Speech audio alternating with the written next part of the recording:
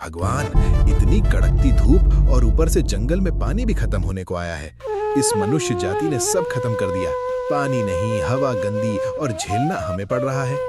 अरे सुस्तराम, इतनी धूप में क्यों जा रहा है? यहाँ पानी मिलने वाला नहीं।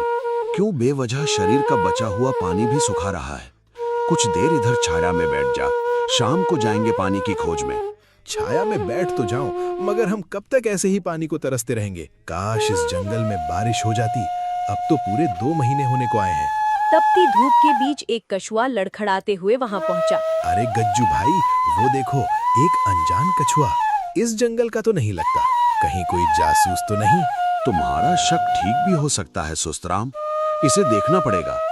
मैंने तो सुना है कि ये कछुए बहुत ही शातिर होते हैं। हाँ, सही कहा। इस समय सभी जानवर जंगल में पानी के लिए महाराज पर भड़के हुए हैं और ये इसी बात का फायदा उठाने आया है। वो हमारी तरफ ही आ रहा है। चलो इसकी खबर लेते हैं। भगवान, बस एक बार पानी के दर्शन करा दो, फिर चाहे मेरी जान ले लो। इतनी भी क्या जल्दी है पानी पीने की कछुए लाल?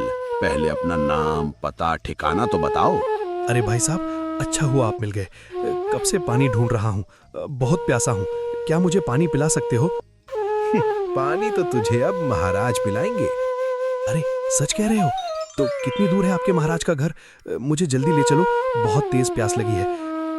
रुक जा कछुए, तेरी जासूसी का भूत अब महाराज अच्छे से निकालेंगे, वो भी पानी पिला पिला कर।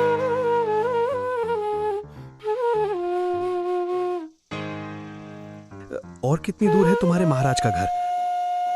बस आने ही वाला है, चिंता मत करो। जितना पानी पीना है उतना पी लेना। महाराज तुम्हें पूरे तालाब में ही डाल देंगे। भला हो आप जैसे जानवरों का। जिस जंगल के जानवर इतने अच्छे हों, उस जंगल के राजा कितने दयालु होंगे। महाराज की जय हो। कहो सुस्तराम, कैसे आना हुआ? और ये कछुआ कौन है? अपने जंगल का तो नहीं लगता। महाराज, ये अनजान कछुआ हमारे जंगल में खुलेआम घूम रहा था। हमें इस पर शक हुआ तो हम इसे पानी का लालच देकर यहाँ ले आए। अरे ये क्या? मुझे तो लगा तुम मुझे पानी पिलाने के लिए लाए हो। क्यों भाई कछुए, कहाँ के हो तुम और यहाँ क्या कर रहे हो? हे भगवान, आपने तो जान के बदले पानी वाली बात को ज्यादा ही सीरियस ले लिया। महाराज जी, मैं तो एक छोटा सा कछुआ हूँ, पास के जंगल में रहता हूँ, रास्ता भटक गया हूँ और इन दोनों ने मिलकर मुझे पानी पिलाने का वादा किया और यहाँ ले आए। महाराज, मुझे तो लगता है ये कोई जासूस है। इसे जरूर इसके राजा ने भेजा है हमारे जंगल की खबर जानने के लिए। नहीं गज्जू, इतनी जल्दी इस पर शक करना ठीक नहीं होगा। चल भाई कछुए, अपना पहचान चिन्ह, वन पास निकाल और अपने जंगल का पता बता। भगवान, लगता है आज आप मुझे मार कर ही मानोगे। पहचान चिन्ह? भला पहचान चिन्ह कौन अपने साथ लेकर घूमता है महाराज? कछुए की कोई पहचान ना होने पर बल्लू शेर को उस पर शक होने लगा। तो तुझे अपने जंगल में पानी नहीं मिला जो तू इस जंगल में पानी पीने के लिए आया है? गज्जू, कुचल डाल इस जासूस कछुए को। रुको शेर महाराज, रुको शेर महाराज, मैं बताता हूँ मैं कौन हूँ। रुको गज्जू, मैं बाबा टिल्लू हूँ। भला इतना साधारण कछुआ बाबा कैसे हो सकता है? हम कैसे माने कि तू बाबा है? तुम अपने जानवरों को पानी नहीं दे पा रहे हो ना, इसका समाधान है मेरे पास। भला इस पानी की घोर समस्या को इतनी गर्मी में तू कैसे खत्म करेगा? मुझे भरपेट पानी पिलाओगे तो इस जंगल में आज ही बारिश होगी। महाराज, मुझे तो लगता है ये इसकी कोई चाल है। ये धोखे से पानी पीना चाहता है। अब देख लो, या तो मुझे पानी पिलाकर इस जंगल को बचा लो या फिर मुझे मारकर ये मौका हाथ से जाने दो।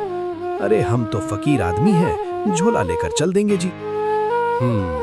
ठीक है, मैं तुझे एक मौका देता हूँ। जितना पानी पीना है पी ले, लेकिन उसके बाद बारिश नहीं हुई तो तुझे ऐसी मौत दूंगा जो किसी ने सोची ना होगी। टिल्लू ऐसा सुनते ही झील से भर पेट पानी पीने लगा। अब मैं आराम से मजा ले सकता हूँ। भगवान, हो सके तो बारिश जरूर करा देना।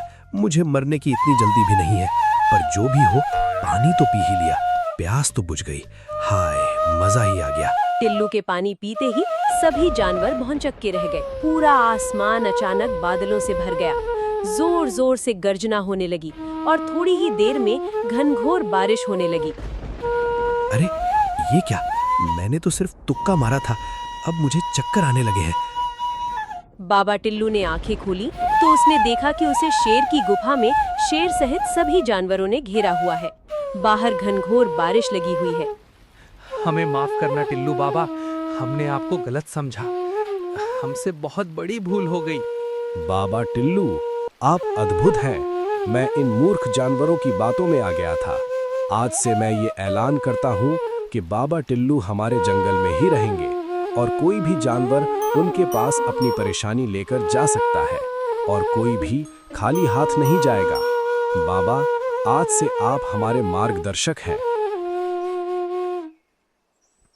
अब टिल्लू बन गया हीरो।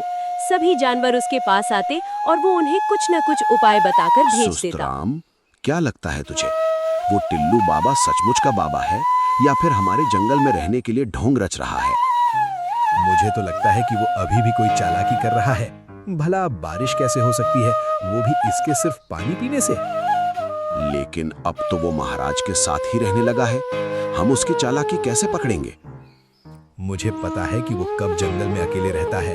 शाम के 6:30 बजे वो रोज जंगल में उस सड़े हुए तालाब की ओर जाता है और वहां एक पत्थर पर बैठकर बड़बड़ाते रहता है।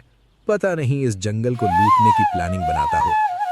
उस रोज गज्जू हाथी और सुस्तराम बाबा टिल्लू का पीछा करते करते उस तालाब की ओर गए जहां बाबा टिल्लू रोज बैठा करता था। हे भगवान, मैं इस जंगल का बाबा कब से बन गया? मुझे तो ऐसे झूठ में रहने की आदत ही नहीं। मैं भला एक साधारण कछुआ, इन जानवरों ने तो मुझे चमत्कारी बाबा समझ लिया है। मैं कैसे इस जंजाल से बाहर निकलूं? मुझे ये झूठ सहन नहीं होता। जल्दी ही कुछ करना पड़ेगा। इससे बढ़िया तो मैं उस दिन गज्जू के हाथों कुचला ही जाता। देखा गज्जू भाई, मैंने कहा था ना कि ये कोई बाबा नहीं बल्कि ढोंगी है, ढोंगी। अब महाराज को इसके बारे में बताया जाएगा, तभी जाकर इसका भंडा फोड़ होगा। अरे सुस्तराम, हम महाराज को बता तो देंगे, मगर क्या वो हमारी बातों पर भरोसा करेंगे? पिछली बार हमने इस कछुए को जब महाराज के सामने पेश किया था तो महाराज ने हमें इनाम देने के बजाय खूब डांटा था और इसे जंगल का धर्मगुरु बता दिया था। हम कैसे महाराज को यकीन दिलाएंगे? महाराज, हमें अपने जंगल में रहने दीजिए। हमारे जंगल में एक खूंखार जानवर घुस आया है और वो अकेला ही हम सियारों की फौज को मारकर खत्म कर चुका है। इसमें मैं क्या कर सकता हूँ कालिया? तुमने पिछली बार हमारे साथ जो बेईमानी की थी उसकी वजह से अब मैं तुम पर भरोसा नहीं कर सकता। महाराज, हमारी पूरी सेना तो उस जानवर ने खत्म कर दी है। अब हम 2 सियार क्या ही कर लेंगे। हमारा भरोसा करो महाराज, अब हम पूरी ईमानदारी के साथ इस जंगल में रहेंगे। बल्लू शेर को थोड़ा दया आई, लेकिन उसने अभी भी फैसला नहीं लिया। इसका पूरा फैसला अब बाबा टिल्लू के हाथ में है। जैसा वो कहेंगे वैसा ही मान्य होगा। शेर महाराज, तुम एक अच्छे राजा के गुण वाले शेर हो। दया और प्यार तुम्हारे खून में है। इस बार इन सियारों का मन मुझे साफ दिख रहा है। तुम इन्हें शरण दे सकते हो। ठीक है बाबा, जैसा आप कहें। कोई बात नहीं कालिया, तुम और ये तुम्हारा मंत्री इस जंगल में आराम से रह सकते हो, पर अगर तुम दोनों ने कोई भी गड़बड़ की तो तुम्हें धक्के मारकर निकाल दिया जब जाएगा। गज्जू भाई और सुस्तराम ने ये बात सुनी तो उन्हें इस बात पर यकीन नहीं हुआ। ये क्या सुनाई दे रहा है सुस्तराम? महाराज ने उन दोनों चोरों को जंगल में वापस रख लिया है। भाई गज्जू, इसके पीछे उस बाबा टिल्लू का हाथ है। महाराज ने उसे ही आखिरी फैसला लेने को कहा था। मुझे तो लगता है महाराज ने उसे ज्यादा ही सर चढ़ा दिया है। महाराज को उसकी हरकतों के बारे में बताना पड़ेगा कि वो रोज शाम अकेले अकेले कहाँ जाता है। चलो गज्जू भाई, हम महाराज के पास चलते हैं और उसकी करतूत बताते हैं। गज्जू और सुस्तराम महाराज के पास गए और बाबा टिल्लू की शिकायत करने लगे। महाराज, आप ये क्या कर रहे हैं? आपने तो उन दोनों चूरों को अपने जंगल में रहने की इजाजत दे दी। अरे सुस्तराम, इसमें क्या बड़ी बात हुई? उन दोनों के जंगल में किसी खूंखार जानवर का आतंक है और उसने उनकी सभी सेना को मार दिया है, इसलिए मैंने उन्हें यहाँ शरण दे दी। महाराज, ये उन दोनों की कोई चाल भी तो हो सकती है जिससे वो इस जंगल में रहकर यहाँ की सारी जानकारी वहां पहुंचा दें। नहीं सुस्तराम, इस बार उन दोनों की आंखों में डर साफ दिखाई दे रहा था और इसमें मेरा साथ बाबा टिल्लू ने दिया। उन्होंने कहा कि माफ करना सबसे बड़ा गुण होता है। इससे मैं एक महान राजा कहलाऊंगा। महाराज, एक बात कहूं, बुरा तो नहीं मानोगे? महाराज, मुझे तो उस टिल्लू बाना पर बड़ा शक होता है। ये तुम क्या कह रहे हो गज्जू? क्या तुम्हें पता नहीं कि उस समय जंगल में सूखा पड़ने पर बाबा टिल्लू ने ही हमें बचाया था? तुम उन पर भला शक कैसे कर सकते हो? महाराज, अगर वो हमारा इतना ही भला चाहते हैं तो उन्हें हमसे छिपकर रोज जंगल के उस पुराने तालाब क्यों जाना पड़ता है? क्या तुम ये सब कैसे कह रहे हो? भला बाबा टिल्लू एक चमत्कारी बाबा है और हो सकता है वो ध्यान करने के लिए जाते हो। महाराज, क्यों ना ऐसा करें, आज जब बाबा टिल्लू उस तालाब की ओर जाएंगे तो हम उनका पीछा करेंगे और वहीं होगा दूध का दूध और पानी का पानी। ठीक है गज्जू, आज तुम, मैं और सुस्त राम बाबा टिल्लू की जासूसी करेंगे। लेकिन अगर हमारा शक गलत हुआ तो बाबा हमसे नाराज होकर इस जंगल को श्राप भी दे सकते हैं। इस काम में खतरा भी है। महाराज, मुझे पूरा भरोसा है कि वो कछुआ कोई बाबा नहीं बल्कि एक साधारण कछुआ है और बाबा बनने का ढोंग कर रहा है ताकि इस जंगल में रह सके और यहाँ की जानकारी इकट्ठा कर सके। ठीक है, मैं चलने के लिए तैयार हूँ, पर अगर कुछ भी गड़बड़ हुई तो उसके जिम्मेदार तुम दोनों होगे। उस दिन गज्जू बल्लू और सुस्त राम गधा बाबा टिल्लू का पीछा करते करते तालाब के पास पहुँचे। बाबा टिल्लू वहाँ बैठकर बड़बड़ा रहे थे। वो देखो महाराज, वो रहे तुम्हारे बाबा टिल्लू, रोज इसी तरह आकर बड़बड़ाते रहते हैं। हमें पास जाकर सुनना चाहिए। वे दोनों बल्लू शेर को लेकर बाबा टिल्लू के पास गए और उसकी बातें सुनने लगे। ये किस मुसीबत में पड़ गया टिल्लू? मैंने तो सोचा था कि पानी पीकर ये जानवर मुझे मार डालेंगे, पर भगवान, आपने तो मुझे बाबा बनाकर और भी बड़ी मुसीबत में डाल दिया। कल शेर महाराज से एक सभा बुलवाऊंगा और वहां सबको सच सच बता डालूंगा, फिर ये झूठ का बोझ मेरे सिर से उतर जाएगा। देखा महाराज, हमने कहा था ना कि ये कोई बाबा नहीं बल्कि बाबा बनने का ढोंग कर रहा है। अब बताओ इसका क्या करना है? अभी तुमने सुना नहीं कि वो क्या कह रहा था? वो कल को भरी सभा में खुद ब खुद सबको सच बताएगा। इसे कल ही देखेंगे। आज के लिए हम सब भूल जाते हैं। वे तीनों वहाँ से चले गए। अब ये तो सबको पता चल गया था कि कछुआ कोई बाबा नहीं बल्कि एक साधारण कछुआ है। अब आएगा ना मजा। महाराज कल उस ढोंगी कछुए को सबके सामने मारेंगे। सुस्त राम, मुझे तो लगता है कि महाराज कल हमें उस टिल्लू बाबा का राज खोलने के लिए इनाम भी देंगे। मुझे तो सोचकर ही इतना मजा आ रहा है। सुस्त राम गधा और गज्जू हाथी ढोंगी बाबा के पर्दाफाश को लेकर बहुत खुश थे। अगली सुबह सभी जानवर शेर सिंह की सभा में उपस्थित हुए और बाबा टिल्लू सबके सामने अपने असली रूप के बारे में बताने लगे। मैं बाबा टिल्लू आप सभी को एक राज बताने जा रहा हूँ जिसे मैंने आज तक तुम सभी जानवरों से छुपा कर रखा। मैं कोई चमत्कारी बाबा नहीं बल्कि एक साधारण सा कछुआ हूँ जिसका इस जंगल के जानवरों के सिवा कोई नहीं।